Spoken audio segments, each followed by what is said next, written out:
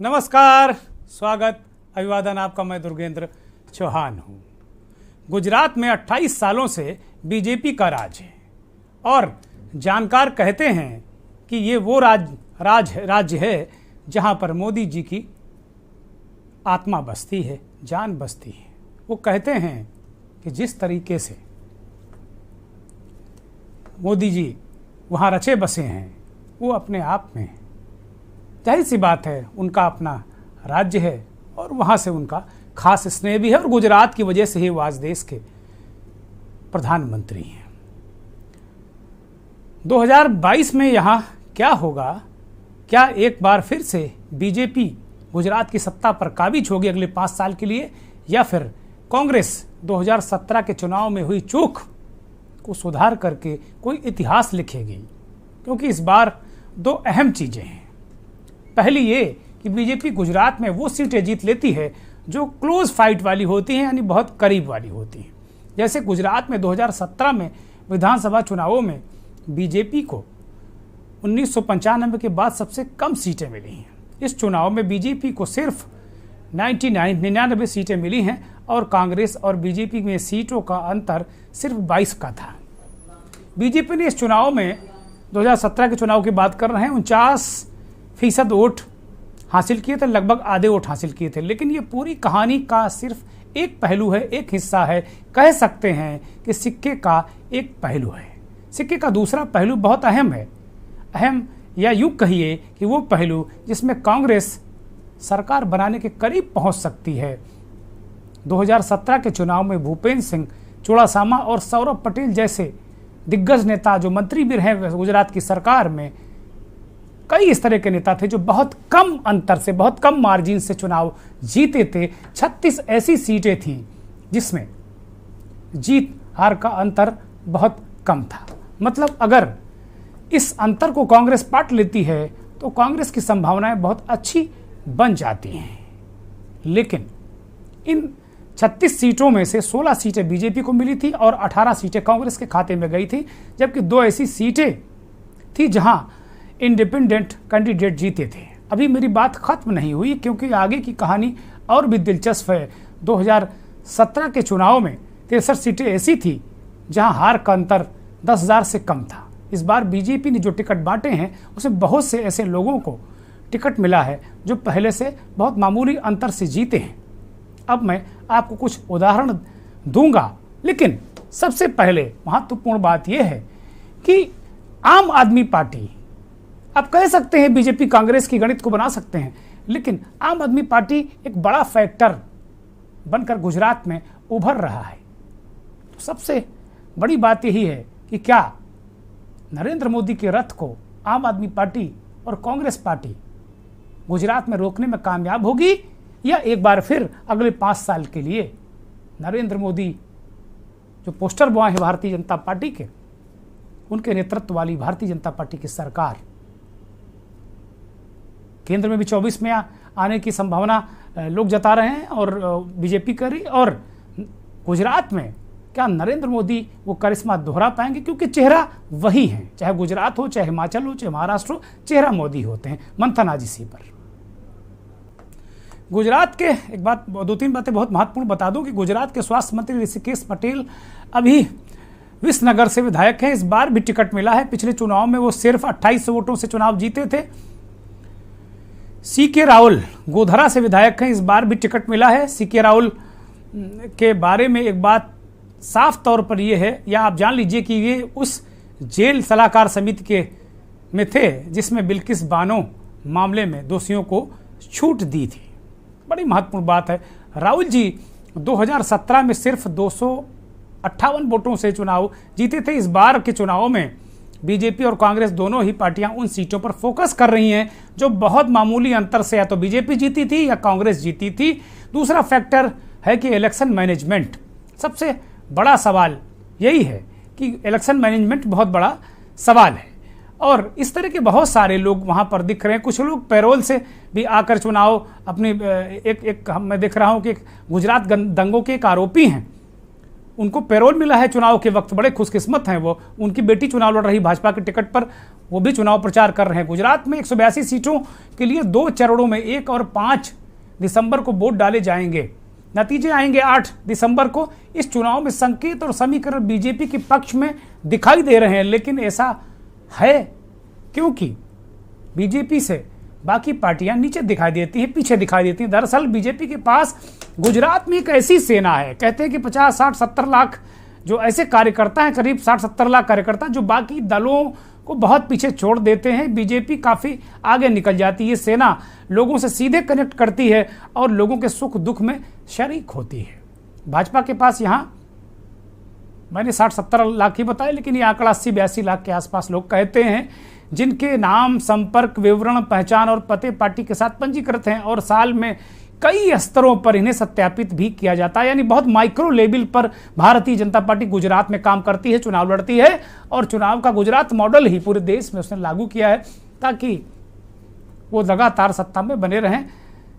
Party के संगठन के लोग इन्हें जोड़ते हैं। उदाहरण के तौर पर ऐसे समझिए कि अगर किसी को कहीं गांव में कोई मेडिकल की मदद की जरूरत है तो बीजेपी की इस सेना का सिपाही सरकार की योजना या अन्य अपने सोर्सेस से लोगों की मदद करता है। बीजेपी जिस पन्ना प्रमुख के कॉन्सेप्ट को पूरे देश में लागू कर चुकी है वो गुजरात से ही उसका जन्म हुआ और गुजरात में ये बहुत मजबूती के साथ काम करता है। पन्ना प्रमुख मतदाता सूची के एक पेज का प्रमुख माना जाता है। देश भर में पन्ना प्रमुखों और जो पन्ना समितियों में भाजपा के बहुचर्चित व्यापक नेटवर्क का एक छोटा सा घटक है, जिस पर पार्टी आगामी गुजरात विधानसभा चुनाव के लिए भरोसा कर रही।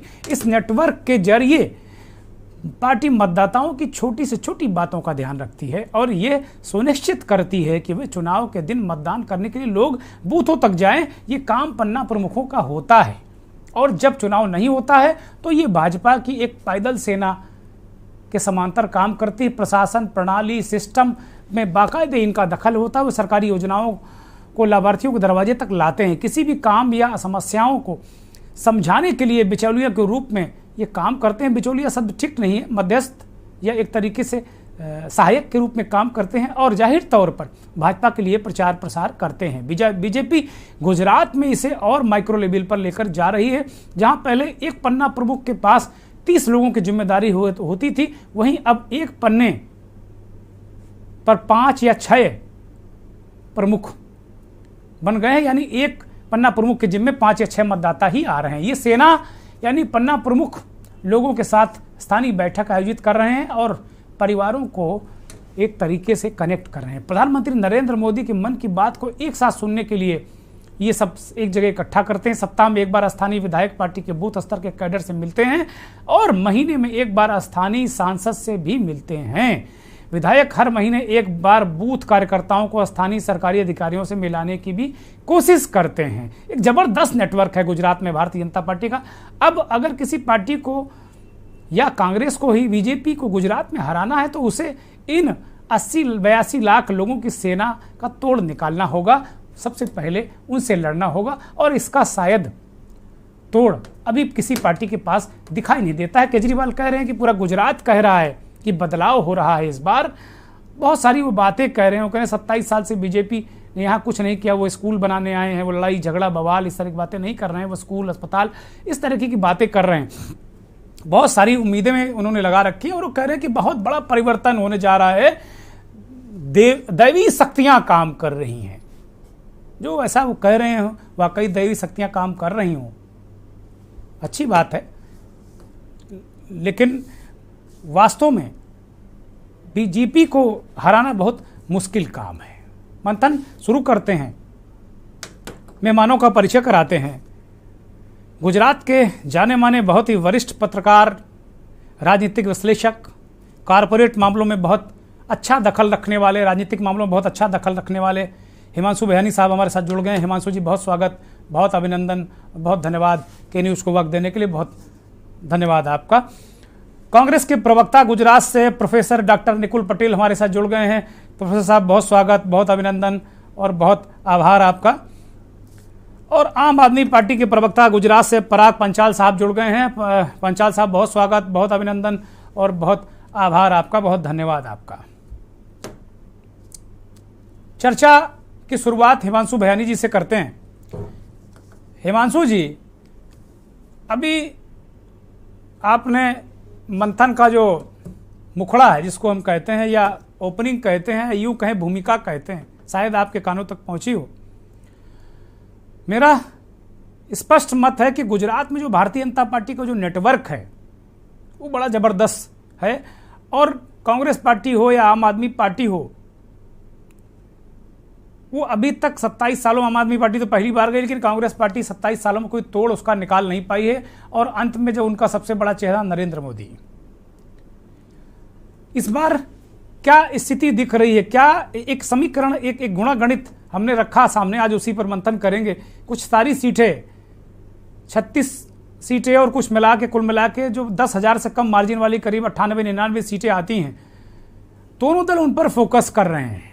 इस तरीके के गुणागणित आ रहे हैं कि क्या इन सीटों पर अगर फोकस करके कोई बीजेपी को, अगर कोई दल, कांग्रेस या आम आदमी पार्टी या जो भी दल, वहाँ पे 3 ही दल लड़ रहे हैं, तो वो क्या कुछ इस तरीके की स्थितियां क्या बीजेपी को वहाँ से हिला सकते हैं? क्या कोई डेंट दे सकते हैं? ये बड़ा सवाल है। या बीजेपी अजेय ही रहेगी? हिमांशु बयानी। देखिए, अगर गुरुवार से देखें तो गुरुवार से मीडिया में बीजेपी ही छाई हुई है। भूकंप आया दिल्ली में तो थोड़ा बहुत फुटेज आई थिंक भूकंप को मिला, और आज सुबह से ये मामला जो देख रहा हूँ गरसम मर्डर का, मेहरौली वाला, तो ये मुद्दा छाया हुआ है। उसमें भी लव जिहाद का एंगल आ गया है। हाँ, ले आए। गुरुवार से अगर आप देखेंगे तो गुरुवार से ये जो मामला है, बेसिकली जिस तरीके से कारपेट बॉम्बिंग होनी चाहिए लास्ट 20 डेज में, तो उसमें बीजेपी ने क्या कहा, आज लिस्ट आ रही है, अभी आ रही है, 9 बजे आएगी, 10 बजे आएगी, 11:30 बजे, 12:30 बजे तक लिस्ट नहीं आई गुरुवार को रात को। शुक्रवार को सुबह 10 बजे लिस्ट आई। 160 कैंडिडेट एक साथ, मतलब इतना डंप कर दिया कि सब जगह पे हाहाकार मच गया। तो वहीं से पूरा का पूरा आज सुबह तक यही सब चल रहा था। तो मीडिया स्पेस, एयर टाइम उन्होंने उस तरीके से बाई कर लिया। शुक्रवार को आम आदमी पार्टी के संवाददाता यहाँ पे वो मानेंगे इस चीज को कि सोशल मीडिया में खबर चली कि ईसुदान गढ़वी द्वारका से लड़ रहे हैं, और ये सोशल मीडिया पे खबर ने तूर पकड़ा, और कहीं ना कहीं मीडिया ने भी उसको उठाया, लेकिन उसको इतना वेटेज नहीं मिला। बाद में अल्टीमेटली डिसाइड हुआ कि आम आदमी पार्टी से ईसुदान गढ़वी खंभाड़िया से लड़ रहे हैं। तो कहने का मतलब ये है कि ये पूरा जो संज्ञान है, जिसमें 20 क्रूशियल डेज में जिस तरीके से कैंपेनिंग में बीजेपी ने पूरा हल्ला बोल दिया है, और जैसे ये पूरा का पूरा, मतलब मैं तो इसे एक इंजीनियर्ड रिवोल्ट मानता हूँ, क्योंकि रिवोल्ट सही में नहीं है। रिवोल्ट होता तो पार्टी कब की टूट के 3 टुकड़ों में बढ़ चुकी होती, बट ये इंजीनियर्ड रिवोल्ट है। फिर इंजीनियर्ड रिवोल्ट इसलिए है कि कहीं ना कहीं एक सिंपैथी, एक विक्टिम कार्ड, जैसे नरेंद्र मोदी जी ने अभी लास्ट थोड़े दिनों पहले बोला कि मुझे इतनी गालियां मिलती है, तो वो सिंपैथी एक गेन करने की जो प्रक्रिया है कि इतना सब कुछ मेरे खिलाफ। जैसे मुद्दे क्या है अभी देखिए, आज इस बार के जो चुनाव है 2022 की गुजरात के चुनाव, उनमें मूल मुद्दा ये है कि प्रगति और विकास बनाम बेसिक्स मतलब बिजली, सड़क, पानी नहीं, पर कि बेसिक्स माने जो कॉन्स्टिट्यूशन में लिखा गया है, portable drinking water, right to education, subsidise electricity और फ्री हेल्थ। तो आप अगर कांग्रेस और आम आदमी पार्टी के वचन और मैनिफेस्टोस को देखेंगे तो वो बेसिक्स पे बात कर रहे हैं। Bharatiya Janata party progress, development plus Hindutva की बात कर रही है। तो ये पूरी लड़ाई दो विचारधाराओं की है, और कहीं ना कहीं महंगाई का जो जमाना है, जिस तरीके से इन्फ्लेशन है, सब कुछ जो चल रहा है, उसमें ये मुद्दा तूड़ पकड़ रहा है। हालांकि आम आदमी पार्टी, मुझे तो ऐसा लग रहा है कि आम आदमी पार्टी और कांग्रेस का जब द्वारका में चिंतन शिविर हुई थी, जहां पे राहुल गांधी जी आए थे और बोला था कि हर गांव जाके हम लोगों से मिलेंगे, इसलिए नरेंद्र मोदी ने अपने जामनगर के भाषण में उल्लेख किया कि कांग्रेस खाटला परिषद करिए, मतलब खटिया परिषद करिए हर गांव में, और ये हो चुका था। कोरोना के समाप्त होते ही जैसे द्वारका में चिंतन शिविर हुई थी, राहुल गांधी जी वहां पे आए थे, और उसके बाद ये पूरा का पूरा उनका मोमेंटम था कि हम किसी का नाम लिए बिना मुद्दों पे जाके लोगों से बात करेंगे, गांव में उनको समझाएंगे। तो कांग्रेस उस तरीके से शांत तरीके से गई। आम आदमी पार्टी ने सिटीज में टाउन हॉल्स किए, अरविंद केजरीवाल जी खुद आए, सबसे लोगों से फेस टू फेस बातें की। तब माहौल ऐसा था कि थोड़ी मंदी चल रही थी मार्केट में, तो व्यापारी जाके बैठा, व्यापारी को समझ में आया कि सब्सिडाइज इलेक्ट्रिसिटी और ये सब चीज अगर मिल रही है तो मेरा 10-12 हजार रुपया बच रहा है, तो भले 100 रुपए का पेट्रोल है, पर अगर मेरा 10-15-12 हजार बच रहा है तो मैं कहीं मतलब उसको डिस्पोजेबल इनकम का फायदा मुझे दिख रहा है। तो बेसिक्स की राजनीति उस तरीके से, जो बेसिक्स कॉन्स्टिट्यूशनली जो देना पड़ता है किसी भी पार्टी को, रूलिंग पार्टी को, तो उस मुद्दे पे बात आ रही। अब आम आदमी पार्टी जिस तरीके से शहर में थी और कांग्रेस गांव में थी, तो कहीं ना कहीं आम आदमी पार्टी के जो वीडियोस वगैरह इतने वायरल हुए आज के 4G के जमाने में, तो गांव में भी ये मुद्दे तूर पकड़ने लगे। इसलिए ये बात आ रही है कि शायद आम आदमी पार्टी कांग्रेस के वोट्स को डेंट करेगी। लेकिन दोनों की जो बात है वो बेसिक्स की है और सामने जो पार्टी उसकी बात की है।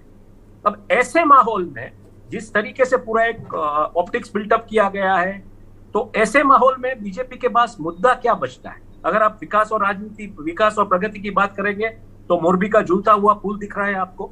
आप अगर हिंदुत्व की बात करेंगे तो मोरबी में उस टाइम पे मतलब माइनॉरिटी वाले जो लोग थे वो अंदर कूद के लोगों को बचाया था, मुस्लिमों ने खास करके। आप गणपति और सरस्वती की प्रतिमा नोटों पे छापने की बात होगी तो हिंदुत्व का मुद्दा चला। 75 लोग मरे भी हैं वहां पे, 75 लोग शराब पीकर भी मरे हैं, बिल्कुल 22 लोग अस्पताल में जलकर मरे हैं बच्चे। ये भी मुद्दा आम आदमी पार्टी उठा रही वहां पे। सब मुद्दों में बीजेपी सब जगह से घिर चुकी है। तो ऐसा माना जाता है ना कि when you are surrounded from every side fire in any direction, तो ये फायर इन एनी डायरेक्शन हो गया है, लूज कंट्रोल चल रहा है। और मुझे इसीलिए लग रहा है कि इंजीनियर रिवोल्ट है इसका। देखिए, जो लोग पार्टी से इस्तीफा दे रहे हैं वो पार्टी से इस्तीफा दे रहे हैं, विचारधारा से इस्तीफा नहीं दे रहे। तो वो कहीं ना कहीं अगर अपक्ष विपक्ष में कहीं पे आते हैं, चुनाव जीत लेते तो वापस आएंगे बीजेपी में। तो ये बीजेपी की एक पूरी रणनीति है जिसमें एक सिंपैथी बिल्डिंग भी हो रही है कहीं ना कहीं। और इस बार लग रहा है जैसे शहरों में डेंट हो रहा है, शहरों में अगर, हालांकि शहरों में उनके वोट्स मजबूत है, 5 करोड़ में से 1.5 करोड़ वोट्स खाली 4 डिस्ट्रिक्ट में, अहमदाबाद, सूरत, बड़ौदा और राजकोट। तो जहां पे मतलब रास्ते, ब्रिजेस, ये सब हुआ है, बेसिकली काम हुआ है विकास का। अगर आप बात करने जाए, बीआरटीएस सिस्टम्स लगी है, मेट्रो अभी दौड़ने लगी है। तो ये सब मुद्दों से बीजेपी वोट, 1.5 करोड़ वोट को कंसोलिडेट करने की कोशिश करेगी। पर उसमें कोरोना में जो इम्पैक्ट आया है उसका इम्पैक्ट कितना आएगा ये देखना पड़ेगा। तो ये सब मुद्दों में बीजेपी को क्या है कि अगर 2017 के हम चुनाव के आंकड़े देखेंगे जिसमें 4.35 करोड़ वोटर्स थे, उसमें से 69% टर्न अराउंड हुआ, तो 70 मतलब 3 करोड़ लोग पोलिंग बूथ तक गए और बीजेपी को 1.47 करोड़ वोट्स मिले, कांग्रेस को 1.23 मतलब 2.70 और 30 लाख वोट्स अदर्स को मिले। अगर वही सिनारियो आप रिप्लिकेट कर रहे हैं 2022 में, और जैसे आप बोल रहे हैं कि बीजेपी की इतनी बड़ी फोर्स, जो सीआर पाटिल 1.25 करोड़ लोग बोल रहे हैं, तो उसके मुताबिक last time 1.25 crore dedicated votes पे बीजेपी ने 22 लाख और नए वोट जुटाए, तो मतलब 5 कार्यकर्ता 1 वोट लेके आया। इस बार उसी सिनारियो में अगर 4.9 करोड़ वोटर्स है और आपको 70% टर्न अराउंड पे जाना है, तो 3.5 करोड़ वोटर्स पोलिंग बूथ तक जाएंगे, उसमें से बीजेपी को 1.75 करोड़ वोट चाहिए। ठीक बात है, वही पेस मेंटेन करने की। हिमांशु जी बिल्कुल ठीक बात है। निशांत, हमारे प्रोफेसर निकुल पटेल साहब हमारे साथ जुड़े हुए हैं, कांग्रेस पार्टी के प्रवक्ता हैं। प्रोफेसर साहब, कांग्रेस के लिए जैसा अभी बयानी साहब ने कहा कि आम आदमी पार्टी का जो कैंपेन वो गांवों तक भी पहुंच रहा है, तो अब अभी तक अब बहुत प्रसन्न होने की आवश्यकता है नहीं कि भाई बीजेपी को ही शहरों में डेंट कर रहे हैं, वो आपको भी नुकसान पहुंचा रहे हैं। और आज अरविंद केजरीवाल ने एक बड़ी महत्वपूर्ण बात एक कार्यक्रम में कही, एक चैनल के कार्यक्रम में उन्होंने कहा कि आप कागज में लिख कर रख लो, कांग्रेस पार्टी को 5 सीटें मिलेंगी, 5 सीटें। उन्होंने कहा कागज में, उन्होंने कहा लाओ मैं कागज में लिख दे रहा हूँ, 5 सीटें मिलेंगी। दैवीय शक्ति काम कर रही है, वो किसी को हराने नहीं आए हैं, वो गुजरात को जिताने आए हैं, वो ये बात कर रहे हैं। तो क्या इतनी दयनीय स्थिति है कांग्रेस की वहां, प्रोफेसर पटेल साहब? गुजरात विधानसभा की अगर हम बात करें और गुजरात के चुनावों की बात करें, आम आदमी पार्टी एक नई पार्टी नहीं है, वो 2012 से शायद गुजरात में है और अपना धीरे धीरे प्रयत्न कर रही है। खूब अच्छी बात है, लोकशाही में जितने ऑप्शन है लोगों के लिए उतना ही अच्छा है। तो आने वाले दिनों में वो कैसे परफॉर्म करती है वो आने वाले दिनों में पता चलेगा। लेकिन अगर मैं कांग्रेस की बात करूं तो पिछले 2002 के चुनाव से अगर हम आंकड़े की बात करें, जब से प्रधानमंत्री जो अभी है तब वो मुख्यमंत्री थे, तो गुजरात विधानसभा में सतत उनका जो संख्या बल है वो धीरे धीरे कम हो रहा है। वो 2002 की बात करें, 2007 की बात करें, 2012, 17 सब्सिक्वेंटली ये जो उनका अब बीजेपी का जो कार्यकर्ता का फौज है या गुजरात मॉडल की जो बीजेपी बातें करती है, वो ग्रास रूट लेवल पे इतना पेनिट्रेशन लोगों के दिल में नहीं बस रहा है अभी। और जो मोदी जी की चाहना थी वो 2014 के बाद जब वो प्रधानमंत्री बने तो उन्होंने जो विश्वास दिया था लोगों को, तो वो धीरे धीरे वो विश्वास फेड आउट हो रहा है। और वो जो झोंक है वो कांग्रेस के तरफ इसलिए जा रहा है क्योंकि कांग्रेस हमेशा लोगों का बेसिक का बात करता है और वो बेसिक एमिनिटीज देने में उन्होंने गुजरात मॉडल की बात करें तो हमने बहुत सारे मॉडल एस्टैब्लिश किए हैं। अगर शिक्षा की बात करें तो कि गुजरात के अंदर हमने बहुत सारे यूनिवर्सिटीज एस्टैब्लिश किया था। अगर बिजली की बात करें तो गुजरात के जो सारे अभी पावर प्लांट्स है वो बेसिकली अगर आप देखें तो कांग्रेस के टाइम पे एस्टैब्लिश हुए थे। अगर पानी की बात करें तो केजरीवाल सरदार साहब तो कह रहे हैं कि सरोवर से अस्पताल स्कूल कुछ बना ही नहीं, वहां बिल्कुल मैदान खाली है। आप लोग कैसी बातें कर रहे हैं? पता नहीं ऐसी अभी बात उनको नहीं है सर, शायद हुआ है। सबसे बड़ा इंटरनेट पोर्ट आपका 70% नॉर्दर्न इंटरनेट का ट्रैफिक जहां से जा रहा है वो कंडला पोर्ट बना है। सर आप क्या बात कर रहे हैं? बोलिए पटेल साहब, बोलिए फिर अभी रावल साहब को लेते हैं, दो आम आदमी पार्टी के प्रवक्ता हैं। 2017 की बात करें तो एक पाटीदार आंदोलन के रूप में एक anti incumbency Bharatiya Janata party के लिए बना था और लोगों को भी एक सरकार का एक विरोध हुआ था। तब आपने देखा होगा कि 150 का टारगेट के सामने 99 सीट्स ही भारतीय जनता पार्टी की आई थी। हाँ, अगर इस बार लेकिन देखें ये तो मत भूलिए इस पटेल बार साहब की जो पाटीदार आंदोलन के अगुवा नेता हार्दिक पटेल आज वो बीजेपी में है। बीजेपी में है, मैं वही उस पे ही आ रहा हूँ कि जो लोग भी वो उस टाइम पे पाटीदार नेता थे वो सब लोग समाज के लिए कुछ काम किया और फिर आज वो सब लोग राजनीति में। लेकिन जो लोग जिसका मूलभूत प्रश्न है, आज आप देखें कि 2019 के बाद जो वैश्विक महामारी आई, एक इकोनॉमिक क्राइसिस आया और उसके बाद जो बेरोजगारी और जो बिजनेस के अंदर जो लोगों को लॉस गया, उसमें गुजरात की जो सरकार है, आपने देखा होगा कि कांग्रेस ने विधानसभा में इतने सारे सवाल पूछे कि भारतीय जनता पार्टी को चेहरा बदलने के लिए पूरा मंत्रिमंडल के साथ मुख्यमंत्री को भी बदलना पड़ा।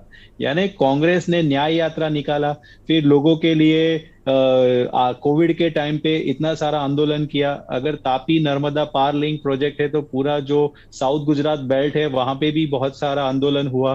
खेडूतों के लिए अगर बात करें तो एक बात पटेल साहब, मैं रोक रहा हूं माफी के साथ में आपको बीच में। एक मेरा बड़ा अहम सवाल जो मंथन का मुख्य विषय भी है कि क्या गुजरात अजेय है? नरेंद्र मोदी अजेय हैं गुजरात में? आप लोग ये तो कह रहे हैं आप लोग की सीटें कम हो रही हर बार, तो कितने वर्ष लेंगे सीट एकदम बहुमत से नीचे लाने में? मतलब अगले 27 साल और लगेंगे क्या?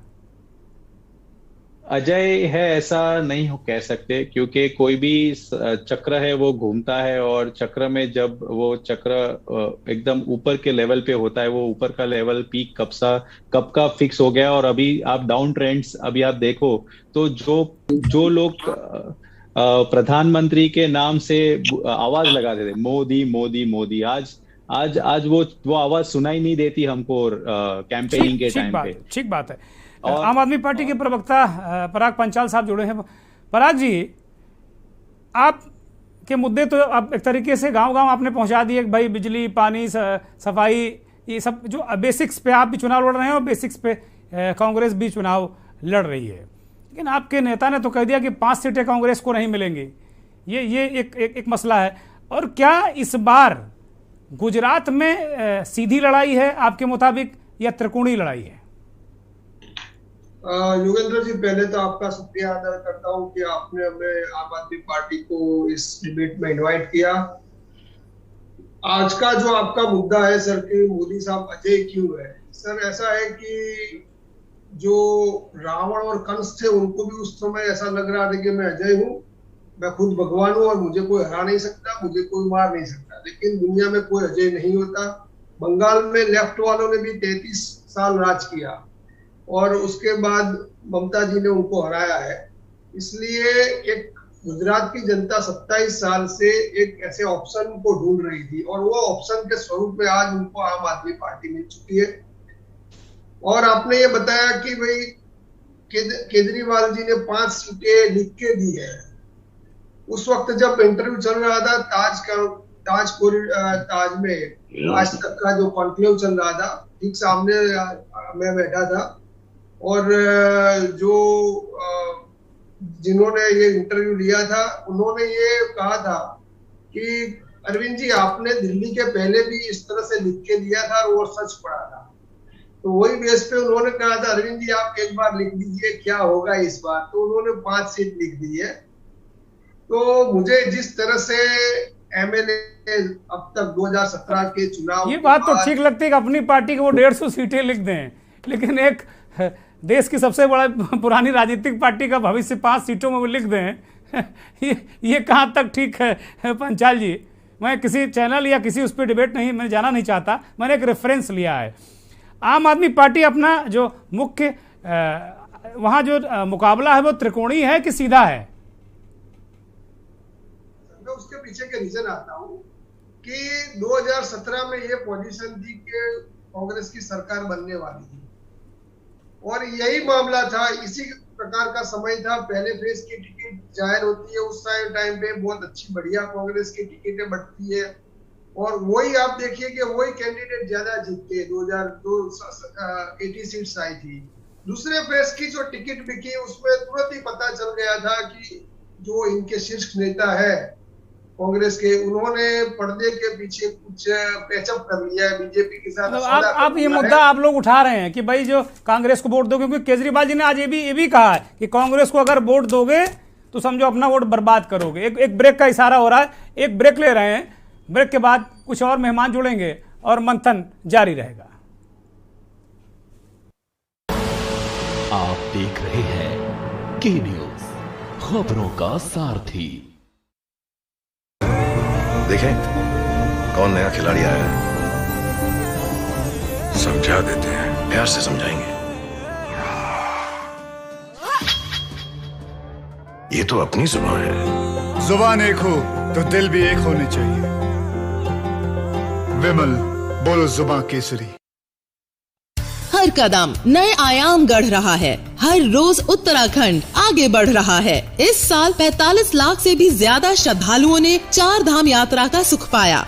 विकास एवं पुनर्निर्माण के क्षेत्र में केदारनाथ धाम में 750 करोड़ और बद्रीनाथ धाम में 550 करोड़ रुपए के कार्य चल रहे हैं। रेल, रोड, रोपवे और उड़ान की मदद से यात्राएं और जनजीवन हुआ आसान। 35,000 करोड़ रुपए का निवेश बताता है कि उद्योगों की पहली पसंद बन गया है उत्तराखंड। स्टार्टअप श्रेणी में लीडर बन गया है उत्तराखंड। नंदा गौरा योजना में 82,000 बालिकाओं को 332 करोड़ रुपए का भुगतान व 7 लाख से अधिक घरों में पानी के कनेक्शन से जीवन हुआ आसान। सिर्फ यही नहीं, राज्य लोक सेवा आयोग द्वारा 7,000 पदों पर शीघ्र भर्ती। मल्टी मॉडल कनेक्टिविटी के तहत 1267 करोड़ रुपए की लागत के 9.7 किलोमीटर लंबे गौरी कुंड केदारनाथ रोपवे व 1163 करोड़ रुपए की लागत के 12.40 किलोमीटर लंबे गोविंद घाट हेमकुंड साहब रोपवे का हुआ शिलान्यास। नजीबाबाद अफजलगढ़ बाईपास पर चल रहे कार्य से कुमायूं गढ़वाल की दूरी होगी 20 किलोमीटर कम। बिजली से वंचित गांव का 100% विद्युतीकरण इस बात के साक्षी है कि उत्तराखंड का विकास हर दिन दुगनी रफ्तार से हो रहा है और हर वर्ग के इंसान को इसका फायदा पहुंच रहा है। ना रुका है, ना रुकेगा। उत्तराखंड हर रोज आगे बढ़ेगा। संकल्प नए उत्तराखंड का। गोल्डी हिंग का तड़का लगे तो सभी दबा के खाते हैं। गोल्डी हिंग कण कण में जान। देखें कौन नया खिलाड़ी आया है, समझा देते हैं, प्यार से समझाएंगे। ये तो अपनी जुबान है। जुबान एक हो तो दिल भी एक होने चाहिए। विमल बोलो जुबान केसरी। आप देख रहे हैं के न्यूज, खबरों का सारथी। ब्रेक के बाद आपका एक बार फिर स्वागत है। इस दौरान 2 नए मेहमान जुड़े हैं। गुजरात से कांग्रेस के बहुत ही तेज तर्रार प्रवक्ता निशांत रावल साहब हमारे साथ जुड़े हैं। रावल साहब, बहुत स्वागत, बहुत अभिनंदन और बहुत धन्यवाद वक्त देने के लिए के न्यूज़ को। और भारतीय जनता पार्टी की नुमाइंदगी करने के लिए ज्ञानेश्वर हमारे साथ जुड़े हैं। ज्ञानेश्वर जी, बहुत स्वागत, बहुत अभिवादन, बहुत धन्यवाद। ज्ञानेश्वर जी उत्तर प्रदेश से जुड़े हैं। गुजरात भाजपा के प्रवक्ता जितेंद्र कोटक को आना था, लेकिन शायद कि कहा गया कि आम आदमी पार्टी के साथ वो डिबेट में नहीं बैठेंगे। खैर, अपना उनका मसला है जो भी। रावल साहब, आज गुजरात में काफ़ी गहमा गहमी, काफ़ी तमाम चीज़ें इस तरह की चल रही हैं। अरविंद केजरीवाल लगातार वो हैं। अभी मैं सुन रहा था एक कार्यक्रम में, एक चैनल के कार्यक्रम में, वो कह रहे थे कि कांग्रेस की हैसियत केवल 5 सीटें हैं। 5 सीटें मैं कागज़ में लिख कर दे रहा हूँ। और उन्होंने यहाँ तक अपील की कि भाई मैं अपील कर रहा हूँ इस मन से कि कांग्रेस को जो वोट देगा वो अपना वोट बर्बाद करेगा, आम आदमी पार्टी की ताकत कम करेगा। ये मेरा एक जो तत्कालिक घटनाक्रम है उस पर आपका एक रिएक्शन चाहता हूँ। उसके बाद जो मूल कार्यक्रम हमारा है वो ये है कि जो पिछली बार 5,000 या 10,000 के मार्जिन वाली सीटें जो कांग्रेस पार्टी ने करीब 18 जीती थी और बीजेपी ने 16 जीती थी करीब। इन सीटों को लेकर, ये सीटें अगर आप लोग बहुत बेहतर लड़े तो बहुत अच्छे नतीजे आपको मिल सकते हैं। रावल साहब। देखिए साहब, आपने बहुत अच्छा सवाल पूछा।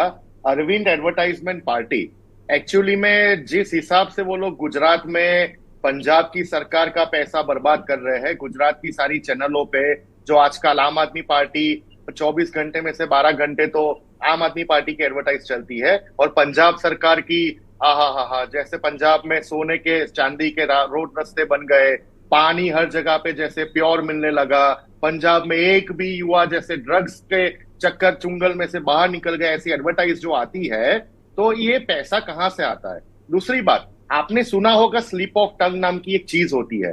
तो एक्चुअली में अरविंद केजरीवाल जी जो बोल रहे थे सभा में कि भाई कांग्रेस की 5 सीट नहीं आने वाली है, वो रियलिटी आम आदमी पार्टी की थी। वो उनकी पार्टी के बारे में बोलना चाहते थे, लेकिन स्लिप ऑफ हुए। नहीं, वो तो कह रहे हैं कि भाई दिव्य शक्ति काम कर रही है। रावल साहब वो कह रहे दिव्य शक्ति काम कर रही है, बहुत जबरदस्त परिवर्तन होने जा रहा है। लेकिन मैंने आंकड़ों के सामने चीजें रखी कि लगातार भारतीय जनता पार्टी वहां अभी तक अजय है, इस चुनाव से पहले तक अजय है, नरेंद्र मोदी अजय है गुजरात में अभी भी।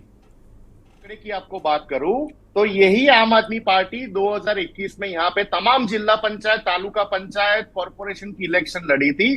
2% वोट मिला था, 2%। इससे ज्यादा तो नोटा को और अपक्ष के उम्मीदवार को वोट मिला था, और 2% वोट शेयर वाली ये आम आदमी पार्टी अपने ख्याली पुलाव बना रही है कि गुजरात में सरकार बना देगी। उनको गुजरात का इतिहास देखना चाहिए। अरविंद केजरीवाल जी को राजकारण में आए 10 साल हुआ है। आप ओवर कॉन्फिडेंट तो नहीं है रावल साहब, क्योंकि वो अरविंद केजरीवाल कह रहे हैं कि हम बिल्कुल परखच्चे उड़ा देंगे बिल्कुल, वहां कांग्रेस तो है ही नहीं, कहीं कोई बात ही नहीं कर रहा कांग्रेस की। गुजरात का इतिहास रहा है। गुजरात में जैसे केशुभाई पटेल थे, पूर्व मुख्यमंत्री थे बीजेपी के, उन्होंने अपनी गुजरात परिवर्तन पार्टी बनाई थी, उनको बहुत सपोर्ट मिला था, बहुत कार्यकर्ता जुड़े थे। इलेक्शन के टाइम पे ही, ऐसे ही चुनाव के टाइम पे ही हुआ था। लेकिन क्या हुआ, एक भी सीट नहीं आई थी।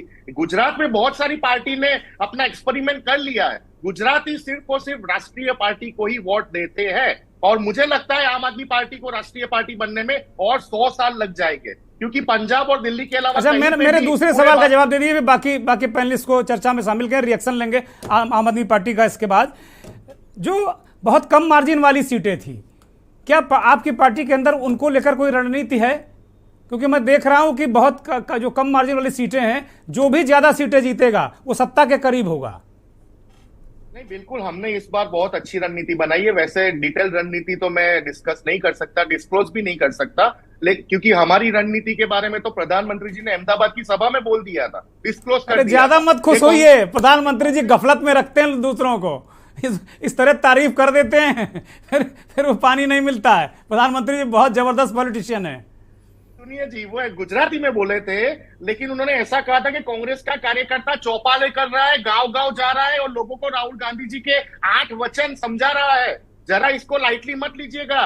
Don't even try to ignore Congress. देखिए, प्रधानमंत्री जी यहाँ पे जिस हिसाब से रैलियां कर रहे हैं, उससे साबित होता है कि राष्ट्रीय इश्यू भारतीय जनता पार्टी भूलने लगी है। पूरे देश में जो अभी हाहाकार है महंगाई की वजह से, वो सारे कामकाज छोड़ के उनको गुजरात इसलिए आना पड़ता है क्योंकि उनका गुजरात का इंजन फेल हो चुका है। 1 साल पहले भी फेल हो गया था। उन्होंने पूरे मंत्री बदल दिए, पूरे के पूरे मुख्यमंत्री बदल दिए, रातों रात बदल दिए। जैसे नोटबंदी रात को 12 बजे की थी, वैसे रात को 12 बजे पूरा मंत्रालय चेंज हो गया। ठीक है, रावल साहब रिएक्शन ले लेते हैं, भारतीय जनता पार्टी और आम आदमी पार्टी का रिएक्शन ले लेते हैं। आपने बहुत सारी बातें कही हैं। पराग पंचाल साहब ये कह रहे हैं कि भाई केजरीवाल साहब खुद अपनी पार्टी के बारे में प्रेडिक्शन कर रहे हैं, और वो केशुभाई पटेल का उदाहरण दिया कि भाई तीसरी पार्टी वहां रहती नहीं, यानी बीजेपी कांग्रेस यही लोग करेंगे, आप लोगों को ये घुसने नहीं देंगे। कम से कम मनसा तो ये है, बाकी जनता तय करेगी। पराग जी, योगेंद्र जी, जो इनके अगले प्रवक्ता थे निकुल पटेल, वो तो आउट होके चले गए, नए बल्लेबाज आए हैं। नहीं, उन्हें जाना था, आउट नहीं हुए, उन्हें जाना था, इसीलिए हमने रावल साहब को हमने आमंत्रित किया, इसीलिए कि कम से कम एक जवाब देने के लिए तो रहे कोई व्यक्ति। नहीं, आप लोग 5 सीटें ले आएंगे तो कांग्रेस बड़ी दिक्कत में आ जाएगी कुल मिलाकर।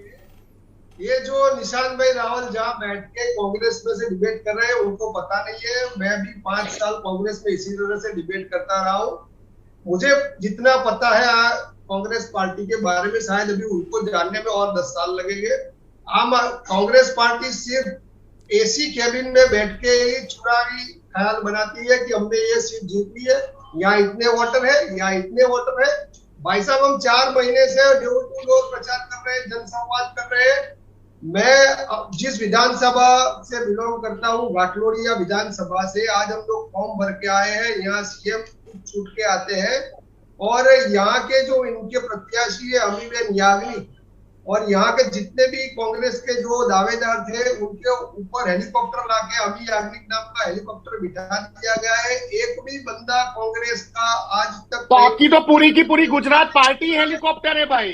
आपके जितने भी अभी कैंडिडेट डिक्लेयर हुए वो आपके कार्यकर्ता थोड़ी है, आपके प्राथमिक कार्यकर्ता थोड़ी है। ये दिक्कत है, ये दिक्कत तो होती है, ये दिक्कत होती है। या तो बीजेपी में से आए हैं या तो कांग्रेस में से आए हैं। आप आपकी बात करो, कांग्रेस की बात छोड़ो। आपका एक विधायक नहीं है। रावल साहब जरा बोलने दीजिए, पंचाल साहब को बोलने दीजिए। रावल साहब, जो है कांग्रेस और आम आदमी पार्टी का गोल सिर्फ बीजेपी होना चाहिए। We want to defend BJP. आप वो बात कीजिए ना, आप बीजेपी की बात कीजिए। वही बात करता हूँ, उसी पे जाता हूँ। मैं ज्यादा आपके लिस्ट पे नहीं जाऊंगा, ठीक है? वो बोलिए, पराग जी को बोलने दीजिए भाई। रावल साहब, पराग जी को बोलने दीजिए। ठीक है, अभी आप जो आज का मुद्दा है कि क्यों बीजेपी में नरेंद्र मोदी अजय है। पहली बात तो बीजेपी अजय नहीं है, नरेंद्र मोदी अजय है। आज की तारीख में भी गुजरात इनका मदर ऋषि है सर। अगर गुजरात खत्म हो गया तो बीजेपी खत्म हो जाएगी। और कल उठ के 5 साल के बाद खुदा न खास्ता अगर मोदी जी प्रचार करने के लायक नहीं रहे, फिर भी बीजेपी खत्म हो जाएगी। मोदी जी के अलावा बीजेपी में कुछ भी नहीं है, पीछे पूरा ब्लैकआउट है। इसीलिए जब भी नीति विषयक मुद्दे जब हावी हो जाते हैं, 4.25 साल में इन लोगों का विकास मॉडल चलता है। वही विकास मॉडल के पीछे भ्रष्टाचार चलता है। और इनका भ्रष्टाचार का जो उदाहरण तो आपने मोदी का देख लिया है। फिर आखिरी में जो 3-4 महीने होते हैं तब तुरंत मोदी साहब आएंगे और फिर इनका धार्मिक ध्रुवीकरण शुरू हो जाता है। इनका जो सेंटर जो है उसमें 2 चीज होती है, सोशल सिक्योरिटी होती है। आप लोग रोकते क्यों नहीं भाई? आप लोग भी पब्लिक के बीच रहते हैं, रुकिए आप और कांग्रेस मिलकर। अभी हम लोग आए थे सर। हम लोग क्या हमने तो इन्होंने 27 साल में अगर इनको सबसे बड़ा और मजबूत अगर किसी ने बनाया है तो कांग्रेस ने। कांग्रेस को पास्ट में ऐसे कई चांस मिले कि भाई हम सरकार बदल दे, परिवर्तन लाए, लेकिन ऐसा हुआ नहीं। अंदरूनी मैंने पहले भी बताया कि ठीक है। अब बीजेपी के प्रवक्ता से रिएक्शन ले लेते हैं। ज्ञानेश्वर जी, आपने कांग्रेस को भी सुना, आम आदमी पार्टी को सुना। मेरा सवाल यही है सभी से कि क्या गुजरात में नरेंद्र मोदी अजय हैं और भारतीय जनता पार्टी का अब तक तोड़ जो उनकी 70-80 लाख जो कार्यकर्ता है वहां पे काम करता है, सेना है, उसका तोड़ इन पार्टियों के पास क्या है? मेरा ये सवाल है। और दूसरा जो प्रश्न मेरा था कि जो करीब 99 सीटें हैं जो बहुत कम मार्जिन से पिछली बार दोनों दलों ने जीती थी, भारतीय जनता पार्टी और कांग्रेस पार्टी ने, उसको लेकर भारतीय जनता पार्टी क्या सोच रखती है? ज्ञानेश्वर जी। देखिए, नरेंद्र मोदी इसलिए अजय हैं कि नरेंद्र मोदी काम करने वाले व्यक्ति हैं। उनके काम करने पे जो कहते हैं उस पर जनता विश्वास करती है, इसलिए नरेंद्र मोदी अजय हैं। गुजरात में जो उन्होंने कहा, साबरमती, आज जमुना ये 8 साल से साफ कर रहे हैं आम आदमी पार्टी के लोग।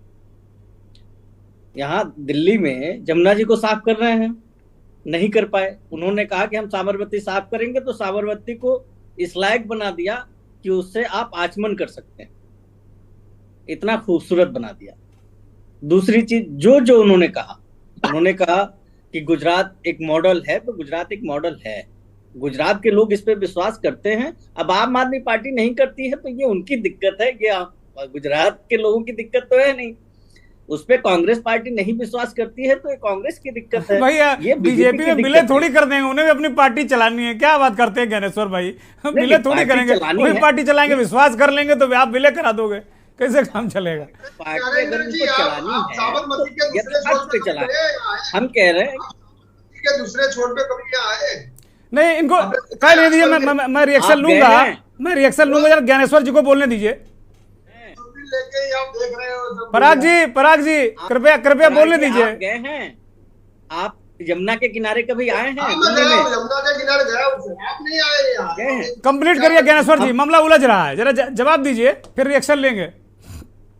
तो इस वजह से जब तक जनता का विश्वास भारतीय जनता पार्टी पे और नरेंद्र मोदी पे अडिग है, तब तक ये कुछ भी कहते रहे, कुछ भी करते रहे, उसका कोई प्रभाव नहीं है। गुजराती बहुत समझदार होता है और ये इनको इस चुनाव में दिख जाएगा। पिछले भी चुनाव ये लोग लड़े हैं, उसमें भी दिख गया है। ये उत्तर प्रदेश में गए क्या स्थिति रही, ये उत्तराखंड में गए क्या स्थिति रही। कांग्रेस का विकल्प इनको पंजाब में नहीं मिल रहा था, तो पंजाब में ये आ गए। पंजाब में मैं मानता हूं कि हमारी पार्टी कमजोर है, इस वजह से आ गए। पंजाब में जब दोबारा ये जाएंगे तो हम मजबूत रहेंगे और ये नहीं आ पाएंगे। इस वजह से नरेंद्र मोदी एक व्यक्तित्व नहीं है, वो भारतीय जनता पार्टी के एक कार्यकर्ता हैं। भारतीय जनता पार्टी के कार्यकर्ता के नाते लोगों का विश्वास उनके ऊपर है और वो लोग ये जानते हैं कि जो नरेंद्र मोदी कहेंगे वो सच कहेंगे, झूठ नहीं कहेंगे। और इस विश्वास के नाते लोग उनके साथ खड़े हैं और वो अजय हैं। जब तक रहेंगे तब तक अजय रहेंगे। रावल साहब, ज्ञानेश्वर जी कह रहे हैं कि इसीलिए अजय हैं कि उन्होंने ट्रस्ट पैदा किया है, गुजरात में उन्होंने काम किया है, गुजरात मॉडल का डंका पूरे देश में बज रहा है, ये इसलिए नरेंद्र मोदी अजय हैं। बीजेपी, जैसा कि अभी पंचाल साहब ने इस बात को तस्दीक किया कि बीजेपी अजय नहीं है, नरेंद्र मोदी अजय हैं। खुद भी इन्होंने इस बात को कहा, फिलहाल अभी तक ये इस बात को कहा। तो एक विपक्षी पार्टी भी इस बात को मानती है कि नरेंद्र मोदी अजय हैं और बीजेपी वहां अजय नहीं, जबकि बीजेपी के साथी कह रहे हैं कि चूंकि विश्वास है, ट्रस्ट है, काम किया है, इसलिए वो अजय हैं। तो ये आप लोगों ने कोई ऐसा मॉडल क्यों नहीं प्रस्तुत किया कि जनता आप पे नरेंद्र मोदी जैसा विश्वास करे? दुर्गेंद्र जी देखिए, भारतीय राष्ट्रीय कांग्रेस किसी भी राज्य में या भारत देश में चुनाव लड़ती है, वो जिला पंचायत हो या एमएलए का हो या एमपी का हो, हम लोग पार्टी के नाम से, पार्टी के सिंबल से और पार्टी की विचारधारा से चुनाव लड़ते हैं। ये भाई ने बोला कि नरेंद्र भाई ने जो जो बोला है वो सच करके दिखाए। 15 लाख आए क्या? 2014 में नरेंद्र भाई मोदी बोलते थे कि अब बहुत हुई महंगाई की मार, अब की बार फलानी सरकार। अभी तो गुजरात की जनता बोल रही है और देश की जनता बोल रही है, देश की जनता बोल रही है बहुत हुई महंगाई की मार, बंद करो मोदी सरकार। आप नहीं समझ पा रहे हैं। 15 लाख आया है, वो आपको नहीं दिख रहा है। ये कह रहे हैं कि 15 लाख कांग्रेसियों को नहीं दिया उन्होंने, बाकी जनता को दिया है। कांग्रेसी आइडेंटिफाइड हैं, उनको नहीं जाएगा। यही तो प्रॉब्लम है हमारे देश में कि कोई लघुमती से आता है वो देश का नागरिक नहीं होता, कोई कांग्रेस से आता है वो देश का नागरिक नहीं होता, कोई शिवसेना से आता है वो देश का नागरिक नहीं होता, कोई लालू प्रसाद की पार्टी से आता है वो देश का नागरिक नहीं होता। यही तो प्रॉब्लम है इन पार्टी का। इसलिए तो आज तक साउथ इंडिया से लेके आप नॉर्थ इंडिया में जाइए, इनका सदंतर वोट शेयर हर एक राज्य में कम हो रहा है, हर एक राज्य में इनकी सीटें कम हो रही है। भाई साहब, मॉडल की जब बात करते हैं दुर्गेंद्र जी, तो मॉडल का मतलब होता है अव्वल। मॉडल का नंबर होता है अव्वल। गुजरात में पिछले 5 साल में 6316 रेप हुए, गुजरात में 72। रावल साहब, द्विवेदी जी कुछ पूछ रहे हैं, जरा उनका सवाल सुन लीजिए, जवाब दीजिए। बोलिए द्विवेदी जी।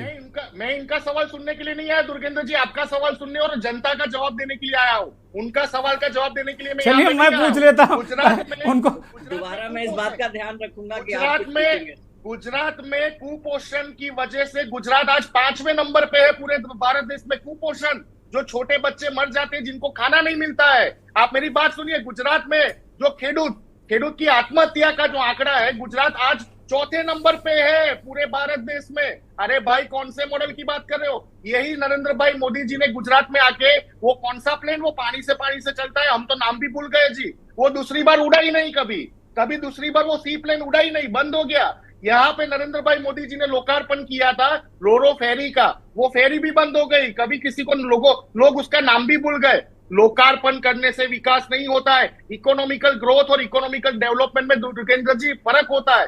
डेवलपमेंट तो कोई भी पार्टी आएगी, मैं बोलता हूं कोई भी राज्य में, कहीं पे आम आदमी पार्टी, कहीं पे कांग्रेस, कहीं पे शिवसेना, वो रोड रास्ते बनाएंगी, ब्रिज बनाएंगी, वो उनका दायित्व है। मानव विकास कहां गया? गुजरात में आज मध्यम वर्ग 70% से ज्यादा मध्यम वर्ग और गरीब लोग है। एवरेज 25 से 30 हजार रुपए की इनकम है।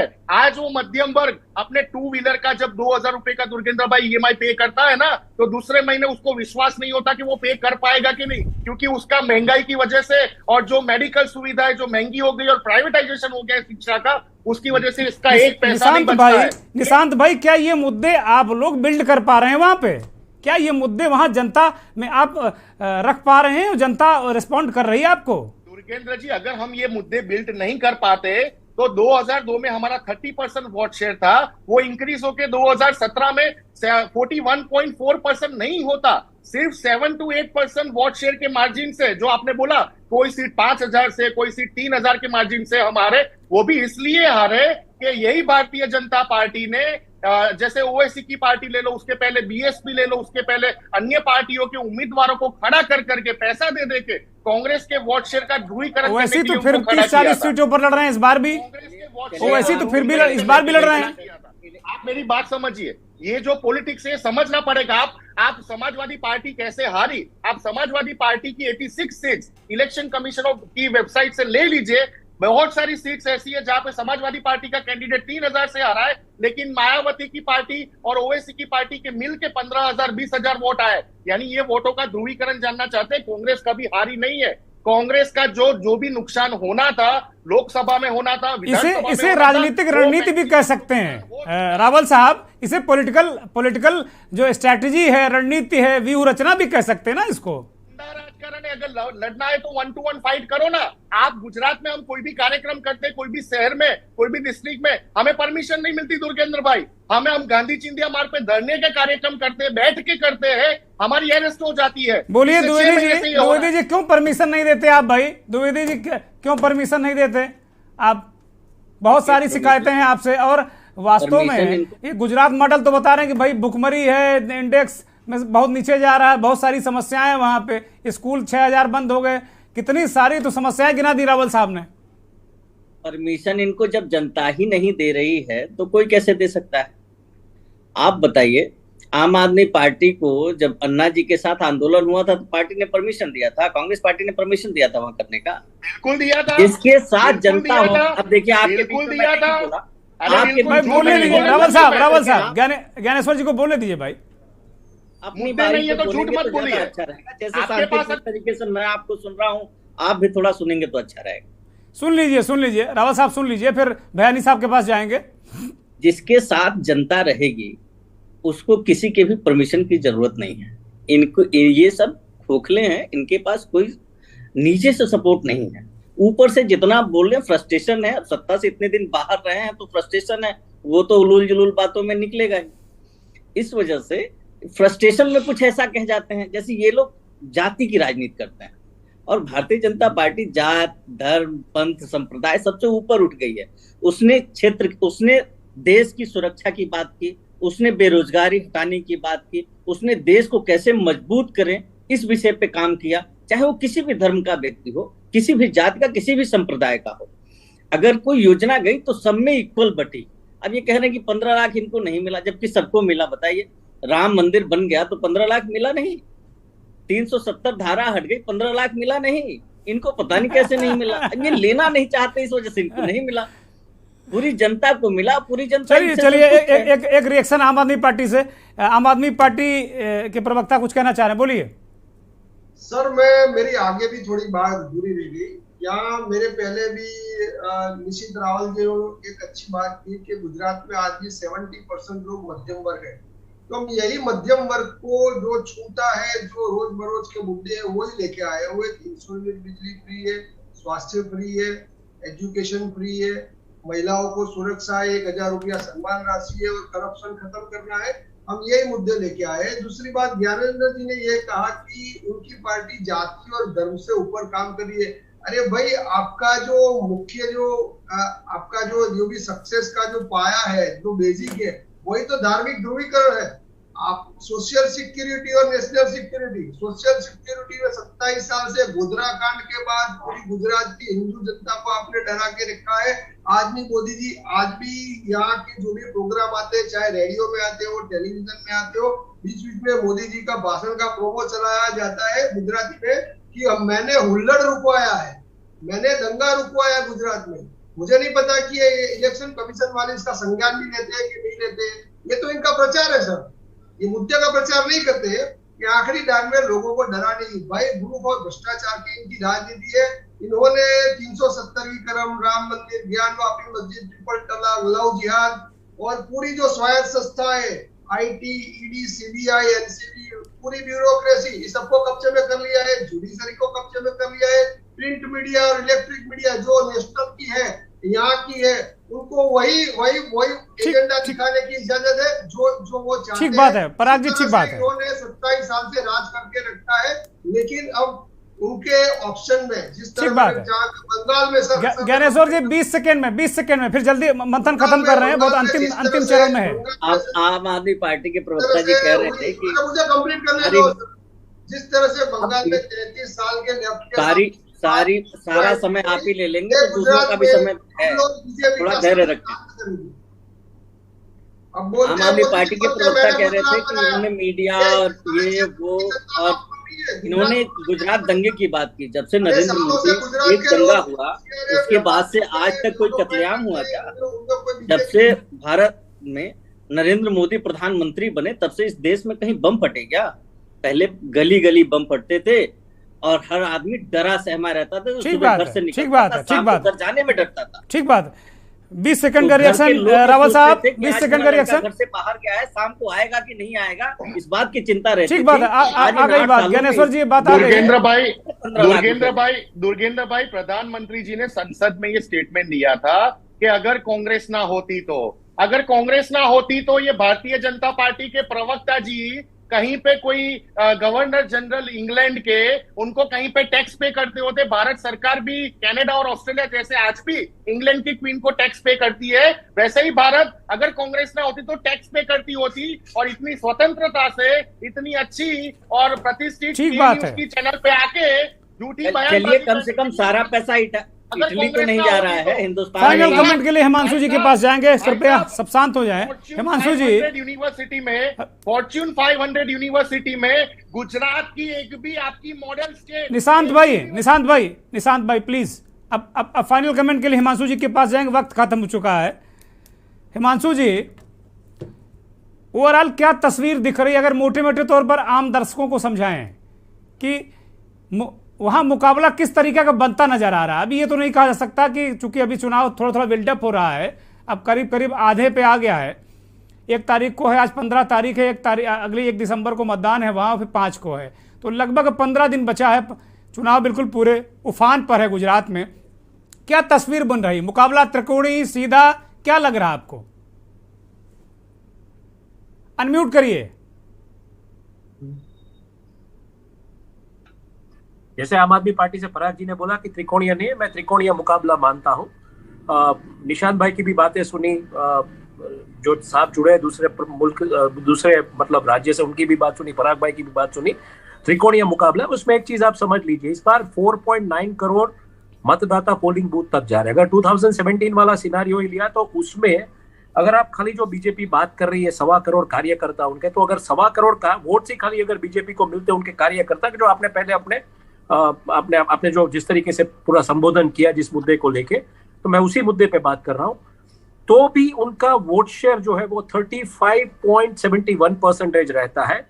अगर ये 1.25 करोड़ वोट थी, बाकी का आप भूल जाइए। और दूसरा जो रहेगा वो बाकी की पार्टीज में 64.28। तो त्रिशंकु बिल्कुल मुकाबला है, त्रिकोणीय मुकाबला है। और मतलब एक लीडिंग कॉर्पोरेट ने भी मुझे बोला है कि we C a hung parliament, मैं वर्बटीम बोल रहा हूं, जो मैं बोल रहा हूं कि we C a hung assembly.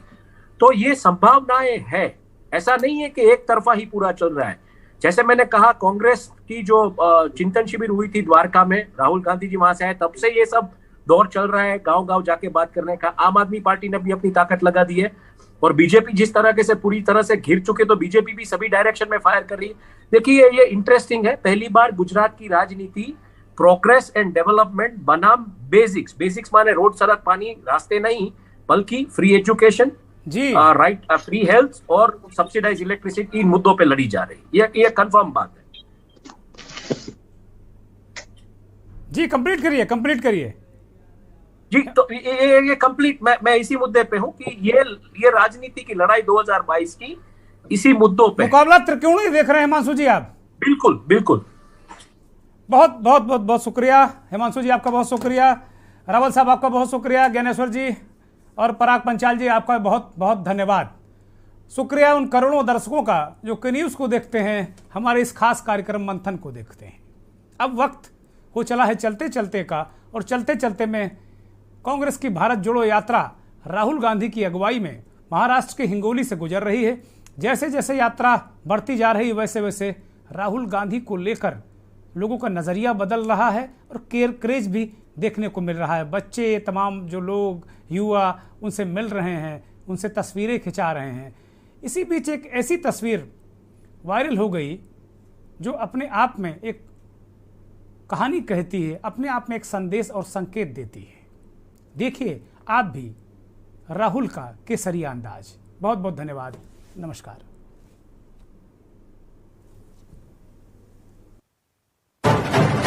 निखाली हो निखाली भारत